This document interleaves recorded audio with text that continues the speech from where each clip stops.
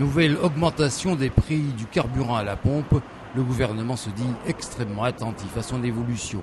Et grande nouveauté, Pierre Moscovici, le ministre de l'économie, se déclare favorable à un blocage des prix. Nul n'oublie que la hausse des prix du carburant est l'élément déclencheur des mouvements contre la vie chère en Outre-mer. Victorin Lurel, le ministre des Outre-mer, prépare pour la rentrée un projet de loi contre la vie chère qui va encadrer le prix des carburants.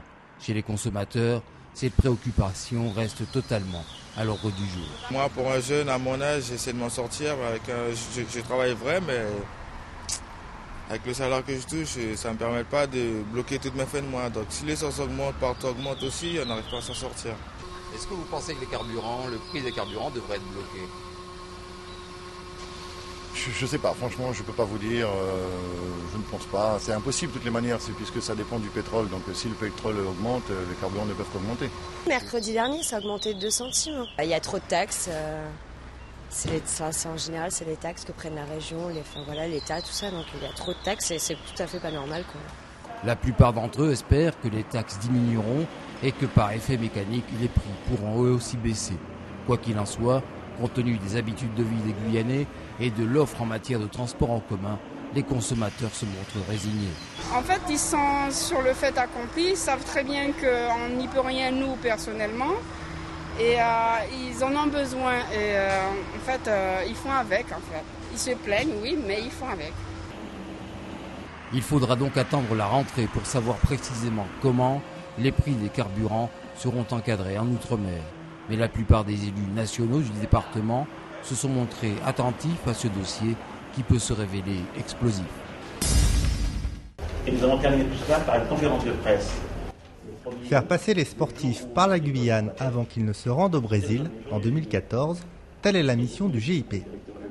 Ce matin à 10h a eu lieu une conférence avec la délégation. Il s'agit d'un point presse après la mission du GIP aux Jeux Olympiques à Londres qui permet de rendre plus lisible et plus identifiable le projet Guyane Base Avancée 2014-2016. L'occasion aussi de rencontrer de nouveaux intervenants, notamment des sportifs de haut niveau. Un projet qui ne se réalisera pas sans quelques difficultés. Nous avons 3 missions au niveau du GIP Base Avancée. D'une part, mettre en place des constructions, des structures sportives qui devront être pérennes, faire en sorte qu'elles soient mises en place dans les temps prévus. D'autre part, de faire venir en Guyane des équipes françaises et étrangères pour s'entraîner dans des conditions identiques à celles qu'elles retrouveront au Brésil pour la Coupe du Monde et les Jeux Olympiques. Et enfin, insérer la Guyane dans son environnement régional en faisant participer le plus de sportifs de Guyane pour dynamiser nos structures, tout en aménageant le territoire dans le cadre d'un projet global, économique et touristique. L'objectif, c'est d'abord la Coupe du Monde 2014, avec la construction des stades de football et les Jeux Olympiques avec la construction de pistes d'athlétisme, de piscines et de structures permettant d'accueillir les sportifs de haut niveau. Très important aussi, la communication. Et avec des affaires telles que l'orpaillage illégal, la réputation de la Guyane reste fragile. On sait qu'on a un déficit d'image en Guyane. Je travaille dans le milieu du tourisme. C'est un vrai travail sur lequel on se penche, sur lequel le comité du tourisme travaille. Essayer de changer la représentation que peut avoir de l'Hexagone de la Guyane. Et il est clair que une mauvaise communication ne fait qu'amplifier cette situation de fait. Donc il nous faut vraiment nous mettre ensemble autour d'une table pour savoir quand il y a des événements, je dirais, fâcheux en Guyane. Bon, il y a de l'information à donner, mais je pense qu'il ne faut pas trop en faire parce que finalement ça nous nuit à terme parce que finalement c'est des investisseurs, c'est des touristes en moins, c'est peut-être des équipes nationales en moins ce qui pourrait venir. Donc je crois que c'est ce travail-là d'explication avec les différents acteurs, y compris la presse, qu'on appréhende bien les choses parce qu'aujourd'hui avec Internet, je veux dire, n'importe qui veut venir en Guyane, il tape Guyane, ben, ce qu'il aura, il aura les différents médias, les premières pages de nos quotidiens, il aura des vidéos de nos journaux parlés, etc. Donc il faut qu'on fasse très attention à ces éléments-là parce que finalement, ça nous informe, on en est satisfait, mais ça nous nuit à terme. Face à leurs revendications qui restent sans réponse, le collectif pour la défense des arbitres de la LFG a envoyé ce jour une lettre ouverte au président de la Ligue de football de la Guyane dans l'espoir d'obtenir gain de cause. Donc ce qu'il faut comprendre, c'est que la Ligue de football, ce n'est pas son rôle de défrayer les arbitres. Ce qui est important, c'est que les clubs doivent prendre leurs responsabilités. Les clubs doivent aussi avoir comme obligation de faire leur budget prévisionnel pour défrayer les arbitres tout au long de la saison avant le match. Maintenant, c'était de notoriété publique, c'était monnaie courante de dire à la Ligue de rembourser les frais d'arbitrage. Nous ne voulons plus que ça se passe comme ça. Donc que les clubs effectivement prennent leurs responsabilités, comprennent que c'est à eux de faire le nécessaire et surtout et pour les matchs de jeunes. C'est-à-dire qu'un jeune qui sort du quartier de Balata pour venir au stade scolaire, il ne reçoit pas ces 5 € de défraiement. C'est complètement inadmissible et nous estimons que tout cela doit cesser. Les clubs doivent rembourser les frais parce que le jeune s'est déplacé, les arbitres de niveau plus important se déplacent, ils engagent quand même des frais, quel que soit le montant, ils les engagent, ils les avancent, donc ils doivent être logiquement défrayés. C'est la principale revendication que nous donnons aujourd'hui. Nous sommes sur un site d'à peu près 2 hectares sur lequel nous faisons de la production de plantes vertes, plantes à fleurs, palmiers, arbres fruitiers. Alors je vous invite à aller sous les serres de production. Mercredi au temps incertain, parfaite journée pour aller au jardin. À la pépinière de Matoury, on a tellement d'espèces que personne n'a jamais pris le temps de les compter. Ceci dit, les amoureux des plantes connaissent le nom de chacune d'entre elles. Ça, ce sont les palmiers éventail. À côté, vous avez les palmiers nains. Cocotier brésilien, c'est le nom qu'on lui a donné. Mais en fait, c'est un palmier. Alors, derrière, on a des palmiers wassail. Alors ça, c'est de la mélisse. Là, vous avez les crotons. Vous avez plusieurs variétés. On l'appelle aussi le madras pays. Vous avez le gardénia à feuilles panachées. Donc, il fait des fleurs blanches très parfumées. Ixora. Le rose, c'est le coloris qui est le plus demandé. Alors là, vous avez les euphorbes, appelées épines du Christ. Puis on en apprend toujours, parce qu'il y a tellement de plantes. Donc on essaye de se tenir à jour. 8 employés au total pour donner tout l'amour du monde à ces boutures et aux générations précédentes, sans compter la fonction sauvetage des pépiniéristes. Alors ceux-là, ils étaient abandonnés, ils ont été attaqués par les fourmis. Il va falloir qu'on s'occupe d'eux. À la sortie de là où il était abandonné dans un coin. C'est un plant qui est très vieux, il doit avoir au moins 8 ans. Et on l'a ressorti pour lui donner une seconde chance. Ça fait un arbre magnifique. La pépinière est restée fermée 3 ans pour travaux. Aujourd'hui, ces serres sont flambant neuves et malgré quelques agressions, ces plantes sont en bonne forme. Les fourmis rouges, les cochenilles et un petit peu les pucerons.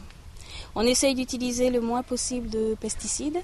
Quand on a vraiment de grosses attaques, par exemple comme ici, là on va être obligé d'utiliser un produit. Guerre d'attaque, oui, mais pourtant, parfois... On a eu des vaches qui sont venues et qui nous ont piétiné les plantes. On a de chez un voisin qui fait de l'agriculture et qui a donc des vaches qui sont venues un week-end et puis qui ont esquinté pas mal de plantes. Donc on a eu pas mal de pertes, les plantes ont été piétinées. Heureusement, les vaches sont reparties et d'autres espèces sont revenues, des espèces souvent offertes par les administrés de Matoury. C'est une dame qui nous a généreusement offert les boutures quand elle a taillé dans son jardin. On va chez les administrés, on fait des trocs. Si les gens veulent nous donner des boutures de telle ou telle espèce, en échange, on peut leur donner autre chose qu'ils n'ont pas. On récupère des graines aussi. Ce matin, par exemple, j'ai récupéré des surettes. Et on fera les semis ce week-end, je suppose. Oui, on a quelques personnes qui ont des plantes rares, qu'elles font venir d'Afrique ou d'Asie. Et donc je connais une dame, Madame Létard, qui gentiment nous a proposé des boutures ou des graines de certaines espèces qu'on n'aurait pas pu se procurer autrement. Tous les 1er et 3e mercredis du mois, la pépinière ouvre ses portes à tous ceux qui veulent acheter des plantes pour une bouchée de pain. Prochain rendez-vous le 1er mercredi de septembre, puisque le 15 août sera férié. 1, 2, 3, 4, 5, 6, 7. Levez haut les mains. On va vous mettre en période de pointe, ils sont 36 à être accueillis au centre Hakuna Matutu. Depuis 2007, cette structure propose un encadrement périscolaire et des centres de loisirs durant les périodes de vacances scolaires. Depuis début juillet, animateurs et directeurs déploient donc leur imagination pour occuper de la façon la plus ludique qui soit ces jeunes usagers. Mais la préoccupation sécuritaire n'est jamais loin. Première donnée, le nombre d'encadrants. Ils sont 5 animateurs diplômés de même que le maître nageur. Et la direction de la jeunesse et des sports veille à ce que tous ces centres, comme leurs locaux, soient bien aux normes. On est régi par la direction de la jeunesse et des sports et de la cohésion sociale. Donc on a des normes à respecter au niveau de l'accueil des enfants. Donc il y a une commission de sécurité qui au départ nous donne l'autorisation d'ouverture ou pas. Quand on va à la plage, d'abord on ne va pas sur les plages où on a toutes ces grosses vagues tout autour de Cayenne. On va à la plage de Montravel, puisque c'est la seule plage où il n'y a aucune vague.